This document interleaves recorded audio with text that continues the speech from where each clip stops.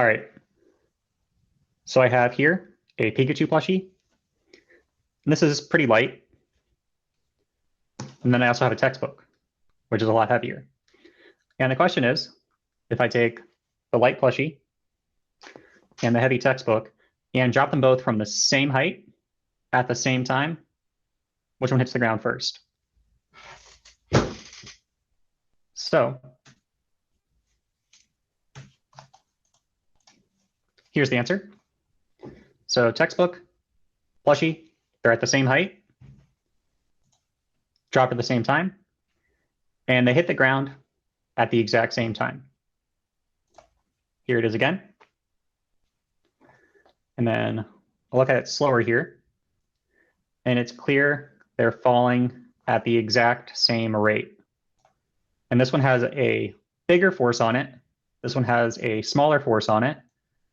Despite that, their acceleration downwards is the same because they're both gaining the same speed as they fall.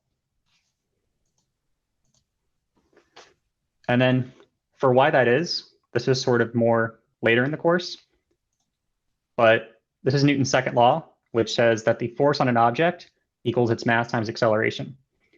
And then another formula, that's for later, is that the weight of the object is mass times g. G is a number that means acceleration due to gravity, which I'll get to in a minute. And what happens here, I have the force, which is weight, which is mg, equals ma. That's Newton's second law. Because of algebra, the masses cancel on either side. So what that means, there's a smaller force pulling Pikachu down. That's true. But it takes less force to pull Pikachu down. Same thing for the textbook. There's a bigger force on the textbook, but it takes more force to pull it down. And the math shows it right there. The net effect is mass cancels out and everything accelerates downwards at the same rate. Now, one caveat to that is this is going to be ignoring air resistance. So again, here's two plushies falling, hit the ground at the exact same time.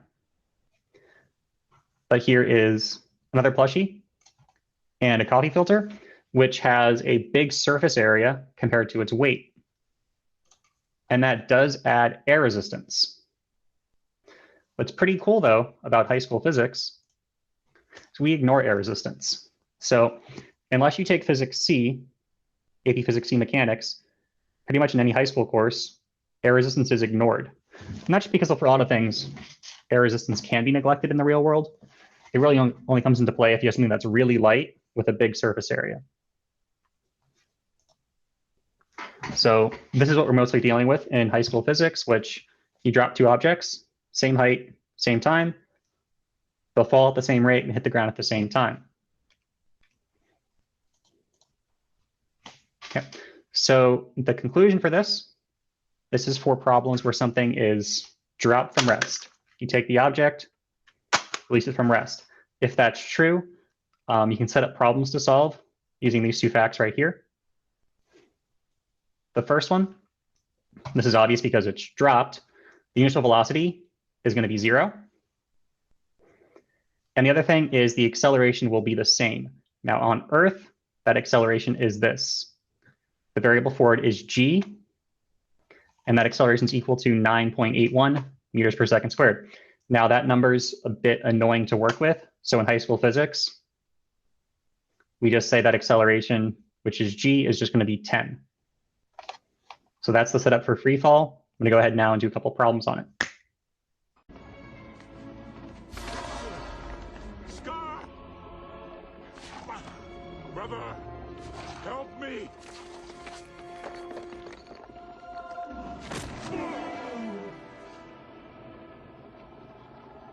Long live the king. All right, so example A is about this guy, Mufasa, and he's dropped off a 100-meter tall cliff. And the questions are to find the time he's in the air and the speed at which he hits the ground. And I don't know.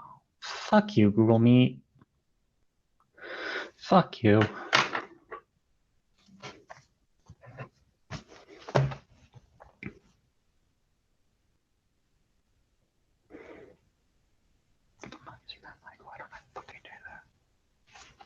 All right, here's example A. It's about this guy, Mufasa, and he's going to be dropped off a cliff from rest, 100 meters tall. So this is a kinematics question, which requires identifying 3 givens and using that to solve for the other variables. But first, for questions with free fall, and free fall means either dropped or later something's thrown up in the air, you need to have a positive direction defined. So for this one, everything is downwards. You're moving downwards, acceleration's downwards, velocity will always be downwards. So to keep the math easier, I'm going to define downwards here as the positive direction. So any quantity that's downwards, which is all of them here, will be positive. Anything up would be negative, which is a bit counterintuitive, but there's no negative numbers here because everything that the guy's just falling down. Okay, so step 1 is to find the givens in the question. And there are 3 of them. The first one, he's dropped. So we're going to assume that means from rest. So initial velocity is 0. The other one, there's a height given, which is 100 meters. So that'll be delta y. Okay, not delta x because that was for motion in the x direction.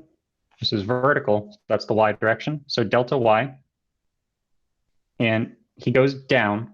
I said down was positive, so the displacement is also positive. And then the third given here is gravity. So I'm assuming the Lion King takes place on Earth. And takes place like in Africa, which is Earth. So G is going to be 10. Now, and I'll call it acceleration, not G. The biggest mistake that I see students making here is automatically saying, A, acceleration is G, which is negative 10. Well, G is 10 and it's downwards. Okay, G is not negative 10. It is 10, it's a vector, and it's down. In this question, I said down was positive, so acceleration is positive. Okay, and then for part A, the unknown is time. So I have 4 variables that I'm working with: initial velocity, displacement, acceleration, and time. And I want to pick an equation. So I have all the variables except for final velocity. Scroll up here to the equations. These look a little bit different because I replaced all the delta x's with delta y's, and that's it. That's the formulas for free fall in the y direction when you have gravity acting. And we have all the variables except for VF. So I can't use that one, that one, that one, or that one. So I'm gonna work with this equation right here and solve for time that way. So that's equation number 3. And it looks like this. Delta y is VI delta t plus 1/2 a delta t squared. Okay, now I want to solve this for time, which would be pretty difficult because this is a quadratic, but initial speed is 0 here, so I can cross this out. I'm left with delta y equals 1/2 at squared. So to solve for time here, multiply by 2, divide by a, take the square root. So delta t here is going to be the square root of 2 times delta y divided by a, and all that is square rooted. And that's it. I can plug in numbers and get an answer. So it's the square root of 2. Delta y is 100. And acceleration due to gravity is 10.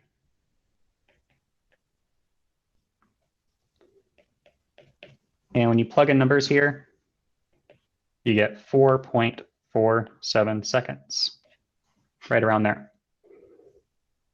Okay. The next part of this question is asking the speed at which he hits the ground. So part B, I'm going to call that VF, final velocity, for his motion here. And I have 4 variables now. I have VI, I have delta y, I have a, I also have time. And I want to pick, of the equations, I can pick any equation now with VF in it. So I can pick this one, that one, or that one. And I'm going to go ahead and pick this one because it's the simplest equation. There's no squares or any of that. And it's already solved for VF. So I have VF is VI plus acceleration times time. And then plugging in numbers, VI is 0, acceleration is 10, and time was 4.47 seconds. So solving for VF here, you get 44.7 meters per second, which is really fast. Okay. So that's one where something is simply dropped, released from rest. I'm going to go to a question here where something is actually thrown downwards. So here's example B. And here we have something being thrown downwards. So here we have Obi-Wan. Hello there. And he's going to throw Anakin. So I have Anakin right here. This is Anakin Skywalker. And he's thrown straight down at 10 meters per second. And that's off a 50-meter tall cliff. And the question is, at what speed does he hit the ground? So same thing as last time. I want to define the positive direction first, then pick out the knowns. So again, all the motion is downwards. So I'm going to say the downwards direction here is positive, and then define the variables accordingly. So for the givens, the initial velocity is downwards, but I said down is positive. The initial velocity is positive 10 meters per second. The height, again, the displacement's down 50 meters. Downwards is positive, so the displacement here is also positive. And then G, we're going to assume that they're in Earth's gravity, because otherwise I don't know what the gravity on Mustafar is. So we're going to say that this is on Earth, and the acceleration here is, again, 10. Again, that's G. G is downwards. Rotate downwards is positive. So the acceleration here is positive. And the question is, at what speed does he hit the ground? So that's going to be VF. Okay, so I'm working with 4 variables again, which is good because all the equations have 4 variables. Initial speed VI, displacement delta Y, acceleration, which is A, and final speed, which is VF. The only variable not here is time. So I want to pick the equation of the 5 that doesn't have time. So it's that one. Okay, this one's basically already solved for VF, so it's going to be pretty easy to use. So VF squared equals VI squared plus 2A delta Y. To solve it for VY, pretty simple, take the square root of everything.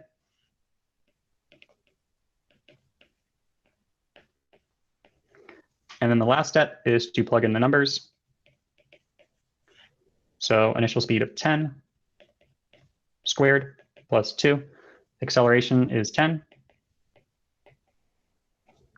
And the height of the cliff is 50 meters. And plugging in numbers here gives a final speed of about 33.2 meters per second.